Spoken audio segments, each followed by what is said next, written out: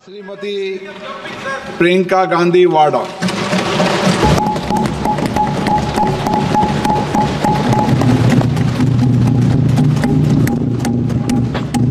नमस्कार माननीय अध्यक्ष महोदय जी, आज आपने मुझे इस सभा में बोलने का मौका दिया, इसके लिए मैं आपकी बहुत बहुत आभारी हूँ। सबसे पहले जो सुरक्षाकर्मी, जो जवान अफसर 13 दिसंबर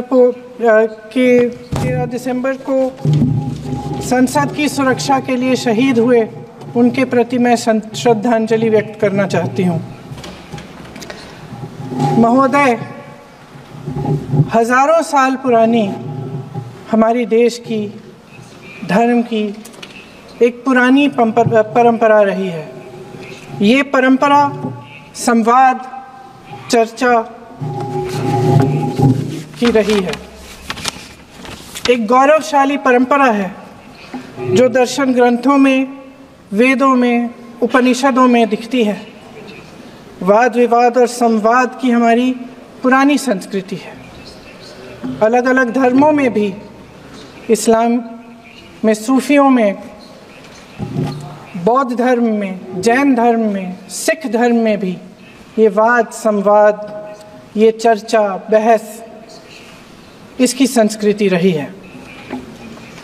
इसी परंपरा से उभरा हमारा स्वतंत्रता संग्राम। हमारा स्वतंत्रता संग्राम विश्व में एक अनोखा संग्राम था, एक अनोखी लड़ाई थी जो अहिंसा और सत्य पर आधारित थी। ये वाद संवाद की जो परंपरा है, इसको इस संग्राम ने आगे कैसे बढ़ाया?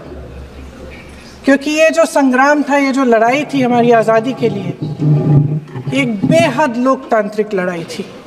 इसमें देश के किसान, देश के जवान, देश के मजदूर, देश के अधिवक्ता, देश के बुद्धिजीवी, चाहे किसी भी जाति के हों, चाहे किसी भी धर्म के हों, चाहे किसी भी भाषा को बोलते हों, सब इस स्वतंत्रता संग्राम में शामिल हुए। सब ने हमारे देश की आज़ादी की लड़ाई लड़ी।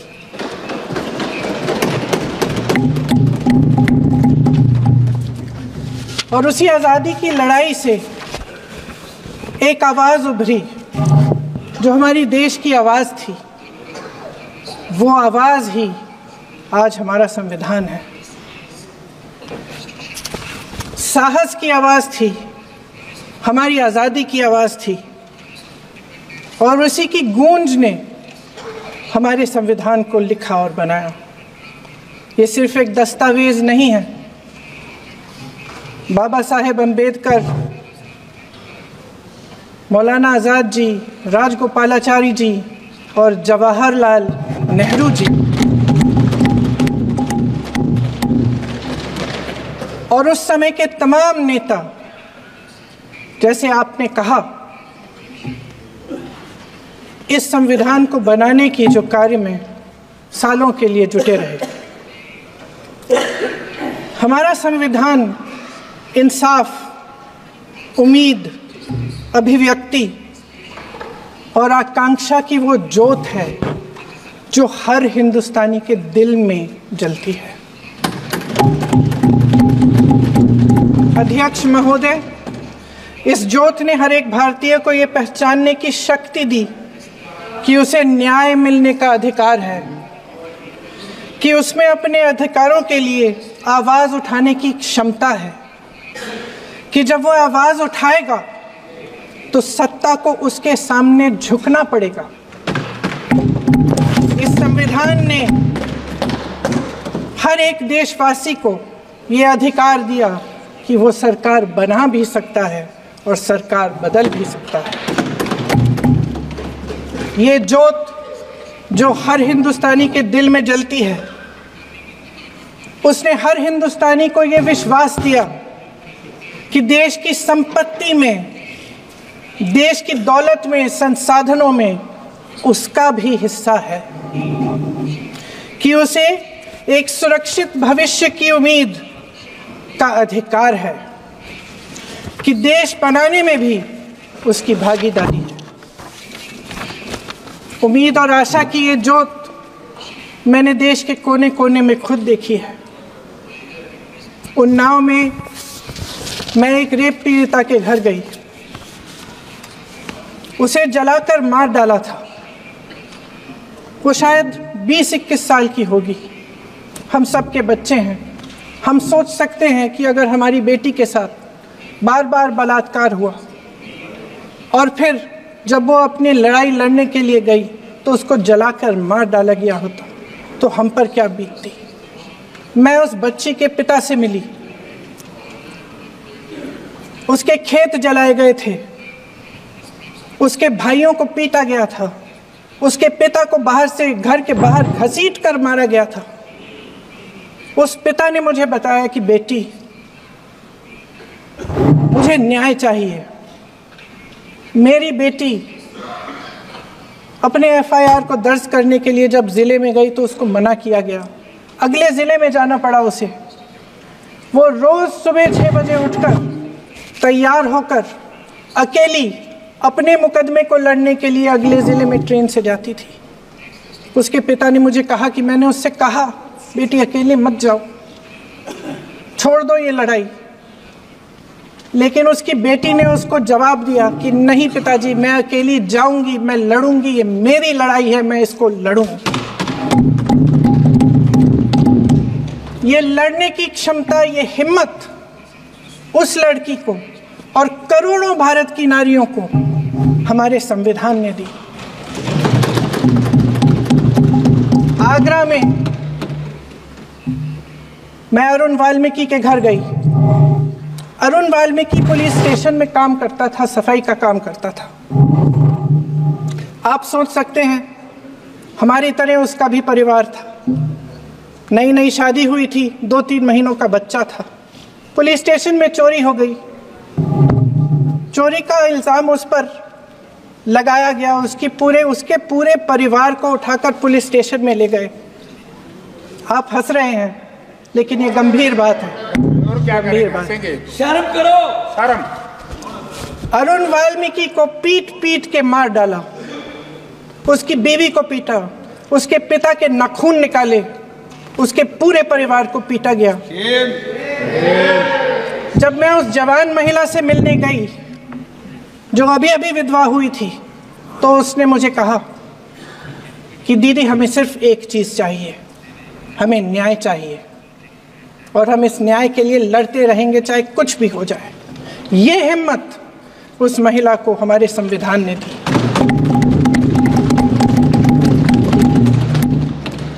संभल के कुछ लोग आए थे हमसे मिलने जो मृतकों के परिवार के सदस्य थे। उसमें 2 बच्चे थे, अदनान और उजैर। आप सुनिए। उसमें 2 बच्चे थे, अदनान और उजैर। एक बच्चा मेरे बच्चे की उम्र का है, दूसरा उससे छोटा 17 साल का है। दर्जी के बेटे थे। दर्जी का एक ही सपना था कि वो अपने बेटों को पढ़ाएगा, लिखाएगा। एक बेटा डॉक्टर बनेगा, एक बेटा भी सफल होगा दूसरा बेटा भी अपने जीवन में सफल होगा। उनके पिताजी हर रोज उनको स्कूल छोड़ते थे। उस दिन भी स्कूल छोड़ने के बाद अपनी दुकान में चले गए। उन्हें पता नहीं था कि विवाद हो रहा है। उन्होंने भीड़ देखी, घर आने की कोशिश की तो पुलिस ने गोली से मार डाला। वो 17 साल का बच्चा अदनान मुझसे कहता है, वो 17 साल का बच्चा अदनान मुझसे कहता है कि मैं बड़ा होकर डॉक्टर बन के दिखाऊंगा, मैं अपने पिता का सपना साकार करूंगा। ये सपना, ये आशा उसके दिल में हमारे संविधान ने डाली। अध्यक्ष महोदय, हमारे देश के करोड़ों देशवासियों के संघर्ष में, अपने अधिकारों की पहचान में, इनकी कठिन से कठिन परिस्थितियों से लड़ने की अपार हिम्मत में और देश से न्याय की अपेक्षा में हमारे संविधान की ज्योत जल रही है। मैंने हमारे संविधान की ज्योत को जलते हुए देखा है और इसके साथ साथ ये भी समझा है कि हमारा संविधान एक सुरक्षा कवच है। एक ऐसा सुरक्षा कवच है जो देशवासियों को सुरक्षित रखता है, न्याय का कवच है, एकता का कवच है और अभिव्यक्ति की आज़ादी का कवच है। दुख की बात यह है कि मेरे सत्ता पक्ष के साथी जो बहुत बड़ी बड़ी बातें करते हैं, इन्होंने इन 10 सालों में ये सुरक्षा कवच, सत्ता पक्ष के मेरे साथियों ने ये सुरक्षा कवच तोड़ने का पूरा प्रयास किया है। संविधान में सामाजिक, आर्थिक और राजनीतिक न्याय का वादा है। ये वादा एक सुरक्षा कवच है जिसको तोड़ने का काम शुरू हो चुका है। लैटरल एंट्री और निजीकरण के जरिए ये सरकार आरक्षण को कमजोर करने का काम कर रही है। अगर लोकसभा में ये नतीजे नहीं आए होते तो ये संविधान बदलने का काम भी शुरू कर लेते। सच्चाई ये है अध्यक्ष महोदय कि आज संविधान बार बार इसलिए कह रहे हैं क्योंकि इस चुनाव में इनको पता चल गया कि इस देश की जनता ही इस संविधान को सुरक्षित रखेगी, कि इस चुनाव में हारते हारते जीतने से इन्हें एहसास हुआ कि ये संविधान बदलने की बात इस देश में नहीं चलेगी। आज जनता की मांग है कि जाति जनगणना हो। सत्ता पक्ष के मेरे साथी ने इसका जिक्र किया। ये जिक्र भी आज इसलिए हो रहा है क्योंकि चुनाव में ये नतीजे आए। ये जाति जनगणना इसलिए जरूरी है ताकि हमें पता चले कि किसकी क्या स्थिति है और नीतियां उस हिसाब से बने। इनकी गंभीरता का प्रमाण ये है कि जब चुनाव में पूरे विपक्ष ने जोरदार आवाज उठाई कि ये जाति जनगणना होनी चाहिए, तो इनका जवाब देखिए। इनका जवाब भैंस भाग भैंस चुरा लेंगे, मंगलसूत्र चुरा लेंगे, इनका ये जवाब था। ये गंभीरता है इनकी जाति जनगणना पर। महोदय, हमारे संविधान ने आर्थिक न्याय की नींव डाली, किसानों, गरीबों और को जमीन बांटी, भूमि सुधार किया, जिसका नाम लेने से कभी कभी आप झिझकते हैं और कभी कभी उनका नाम धड़ाधड़ इस्तेमाल किया जाता है अपने आप को बचाने के लिए।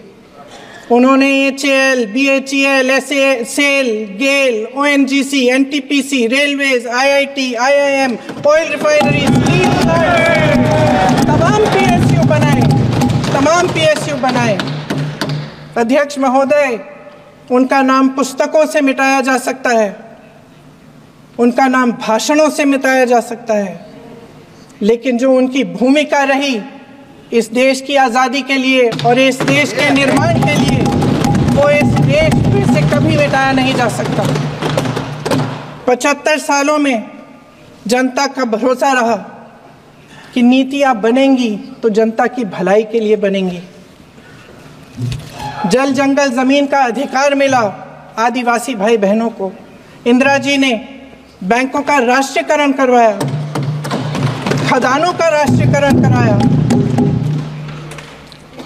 कांग्रेस और यूपीए की सरकारों में शिक्षा का, भोजन का अधिकार मिला। 75 सालों में जनता का भरोसा मिला। पहले संसद चलती थी तो जनता की उम्मीद होती थी कि सरकार महंगाई और बेरोजगारी पर चर्चा करेगी, कोई उपाय निकालेगी, कोई रास्ता निकालेगी। लोग मानते थे कि अगर कोई नई आर्थिक नीति बनेगी तो देश की अर्थव्यवस्था को मजबूत बनाने के लिए बनेगी, तो भारतीय बाजार को मजबूत बनाने के लिए बनेगी, उनके भविष्य को मजबूत बनाने के लिए बनेगी। किसान और आदिवासी भाई बहन भरोसा करते थे कि यदि ज़मीन के कानून में संशोधन होगा तो उन्हीं की भलाई के लिए होगा। आप नारी शक्ति की बात करते हैं, आज चुनाव की वजह से शायद इतनी बातचीत हो रही है नारी शक्ति के बारे में, क्योंकि हमारे संविधान ने महिलाओं को ये अधिकार दिया, उनकी शक्ति को परिवर्तित किया वोट में। और आज आपको पहचानना पड़ रहा है कि महिलाओं के बिना, कि नारी शक्ति के बिना ये सरकारें नहीं बन सकती हैं। इसीलिए आज आप नारी शक्ति की बातें दोहरा रहे हैं। जो आप नारी शक्ति का अधिनियम लाए हैं उसको लागू क्यों नहीं करते? वो 10 साल बाद लागू क्यों होगा? क्या आज की नारी 10 साल इंतजार करेगी उसके लागू करने के लिए? क्या बात है, क्या बात है।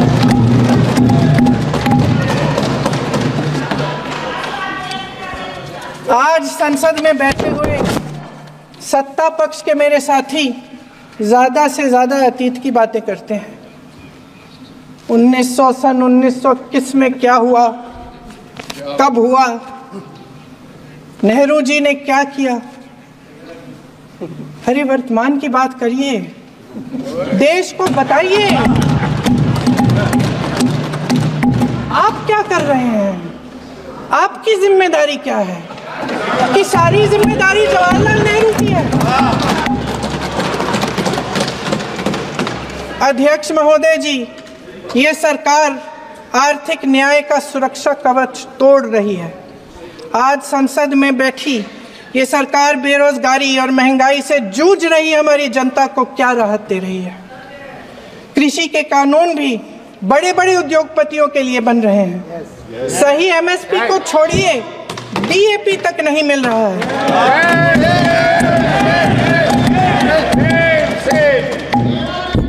वायनाड से लेकर ललितपुर तक इस देश का किसान रो रहा है। आपदा आती है तो उसको कोई राहत नहीं मिलती। भगवान भरोसे है आज इस देश का किसान, उसको छोड़ दिया गया है। आज हिमाचल में देखिए, जितने भी कानून बने हैं वो सब बड़े बड़े उद्योगपतियों के लिए बन रहे हैं। हिमाचल में जो सेब उगता था उसके जो छोटे छोटे किसान हैं वह रो रहे हैं, क्योंकि एक व्यक्ति के लिए सब कुछ बदला जा रहा है। सुनने की हिम्मत रखो।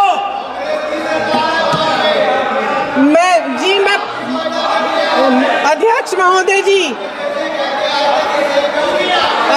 अध्यक्ष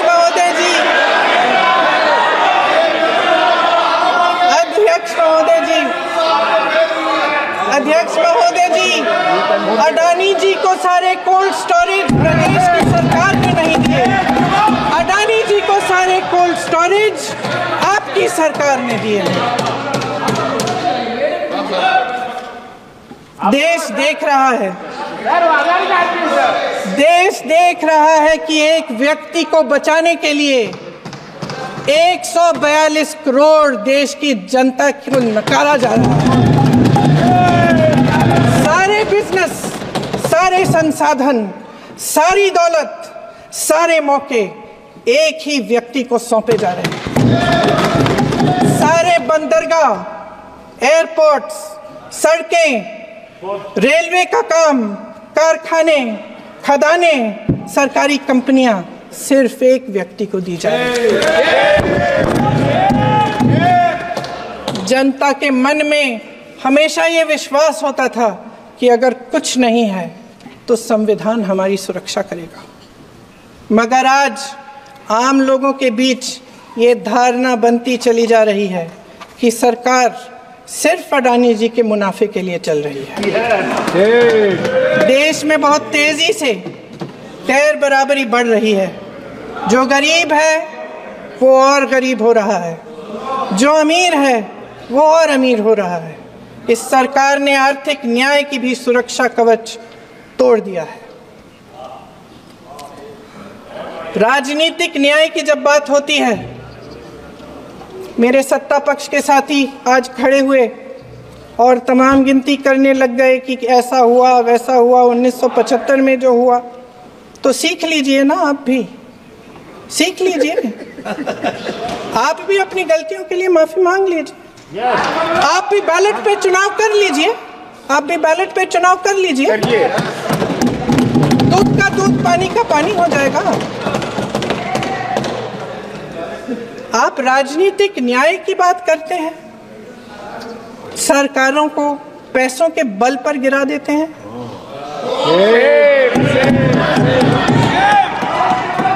मेरा आग्रह है कि अपन संविधान में सकारात्मक जुड़े।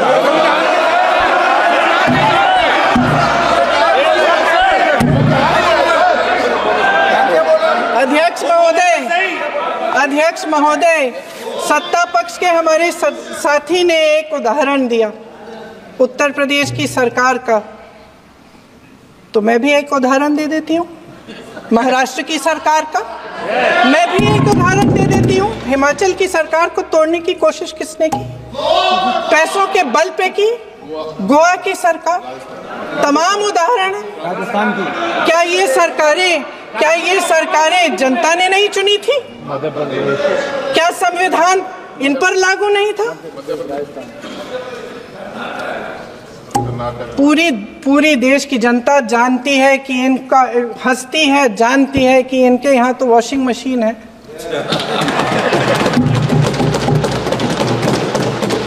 तो यहाँ से वहां जाता है, वो धुल जाता है। इस तरफ दाग, उस तरफ स्वच्छता। और मेरे कई ऐसे साथी हैं जो इस तरफ होते थे उस तरफ चले गए, मुझे दिख भी रहे हैं, वॉशिंग मशीन में शायद धुल गए हैं। अध्यक्ष महोदय, जहां भाईचारा और अपनापन होता था, जहां हमारे संविधान ने एकता का सुरक्षा कवच दिया था, वहां शक और घृणा के बीज बोए जा रहे हैं। एकता का सुरक्षा कवच तोड़ा जा रहा है। प्रधानमंत्री जी यहाँ सदन में संविधान की किताब को यूं माथे से लगाते हैं, लेकिन संभल में, हाथरस में, मणिपुर में जब न्याय की गुहार आती है, उठती है, तो उनके माथे पे शिकन तक नहीं आता।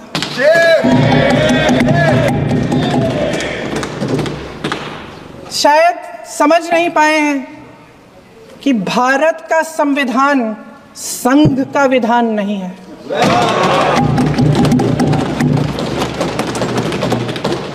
भारत के संविधान ने हमें एकता दी, हमें आपसी प्रेम दिया। उस मोहब्बत की दुकान जिस पर आपको हंसी आती है, उसके साथ करोड़ों देशवासी चले। करोड़ों देशवासियों के दिल में एक दूसरे के लिए प्रेम है, घृणा नहीं है।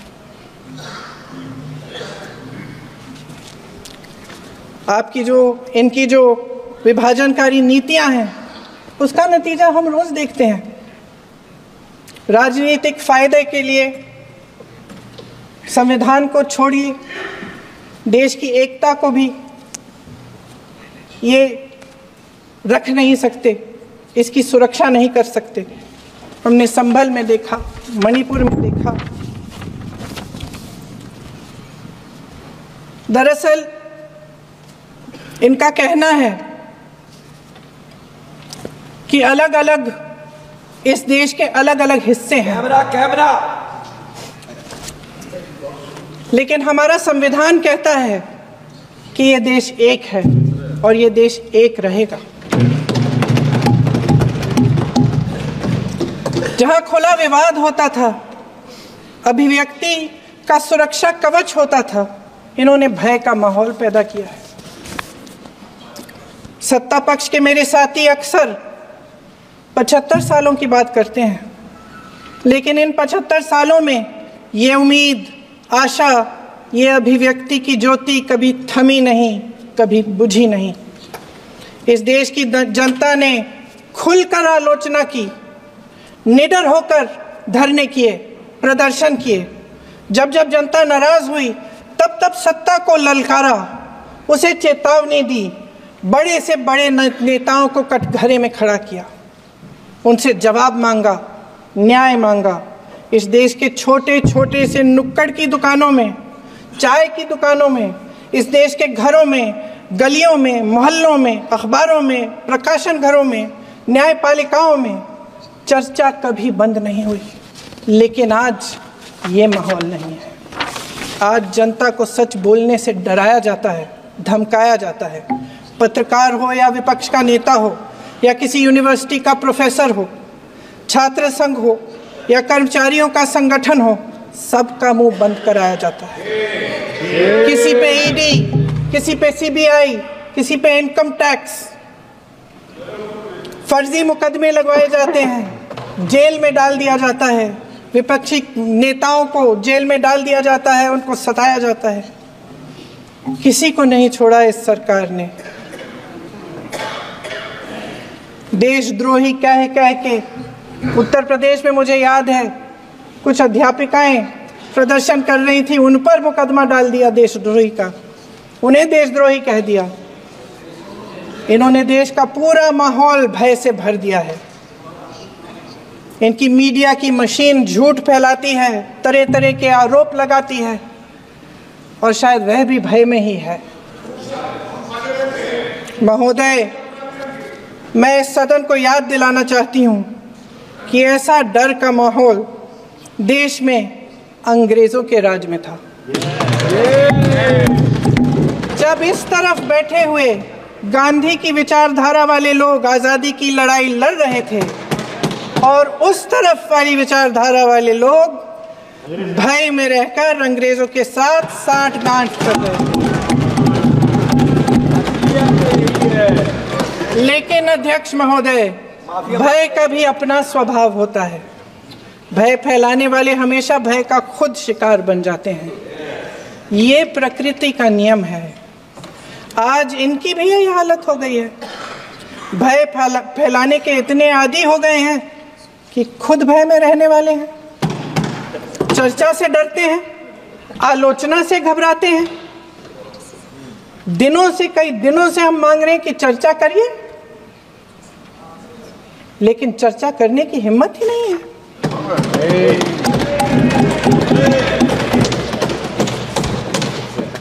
एक कहानी होती थी अध्यक्ष महोदय, शायद बचपन में आपने भी सुनी होगी। राजा भेष बदलकर बाजार में आलोचना सुनने जाता था।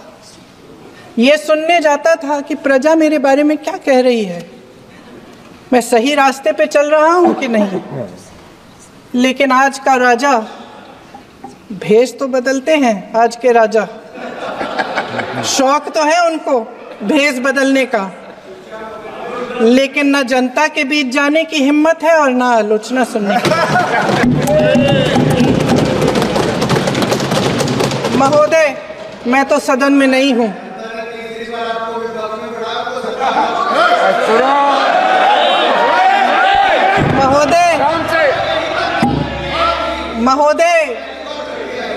महोदय, जनता में बहुत विवेक है, ये सही है।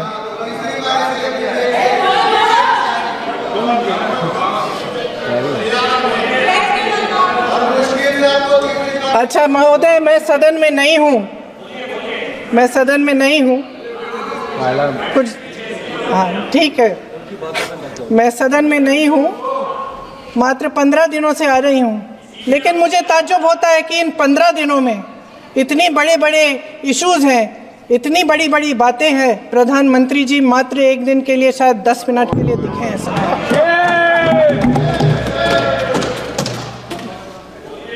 बात यह है अध्यक्ष महोदय जी कि ये देश भय से नहीं, साहस और संघर्ष से बना है। इसको बनाने वाले देश के किसान, जवान, देश के करोड़ों मजदूर और गरीब जनता है। संविधान इनको साहस देता है। मेहनती मिडिल क्लास है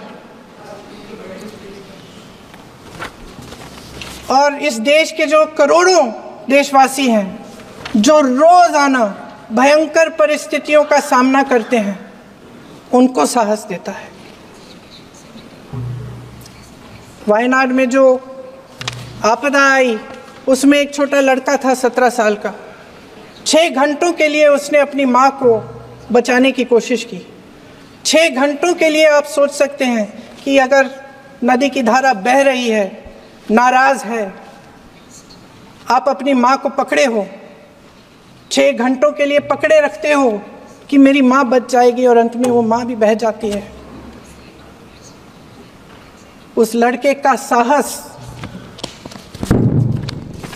उन महिलाओं का साहस जो पीड़ित हैं लेकिन फिर भी अपनी लड़ाई लड़ रहे हैं, उन संभल के बच्चों का साहस जिनके पिताजी अभी अभी गुजर गए लेकिन फिर भी उनके सपनों को साकार करने की हिम्मत है, उनका साहस है, वो साहस इस संविधान ने दिया है।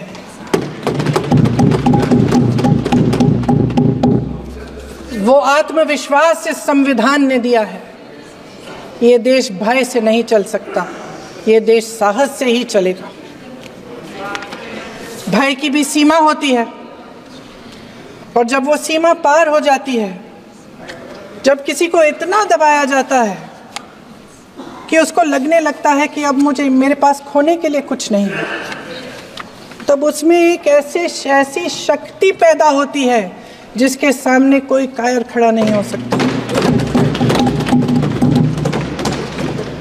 ये देश कायरों के हाथों में ज्यादा देर तक कभी नहीं रहा है। ये देश उठेगा, ये देश लड़ेगा, सत्य मांगेगा, सत्यमेव जयते। जय हिंद। अगले